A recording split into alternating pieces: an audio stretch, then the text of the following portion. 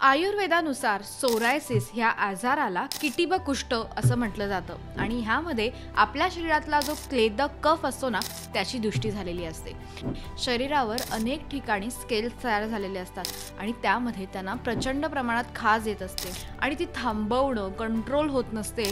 तसेच ते पॅचेस सुद्धा हळूहळू वाढायला लागतात। सो अशा पेशंट्समध्ये ट्रीटमेंट करताना त्यांच्या शरीरातली जी कफदृष्टी झालेली आहे ती सुद्धा सुधारणं पहिले गरजेचं असतं आणि पॅचेस जे वाढणारं प्रमाण आहे हे वातामुळे वाढत असतं, त्यामुळे शरीरात वाढलेला वात सुद्धा कमी करणं गरजेचं असतं। त्यासाठी आहारात काही बदल करणं गरजेचं आहे, जसं केळं, सीताफळ, लोणचं, पापड, दही या गोष्टींना वर्ज करायचं आहे। आणि एक साधा सोपा उपाय म्हणजे जर तुम्हाला सोरायसिसचे पॅचेस असतील तर त्यामध्ये ज्येष्ठमध, चंदन आणि शतधौत घृत या तिघांचं मिश्रण करायचं आहे आणि रात्री झोपताना हे तुम्ही तिथे पॅचेसवर लावायचं आहे। तुम्हाला सुद्धा सोरायसिसचा त्रास होत असेल तर जरूर क्लिनिकला भेट द्या।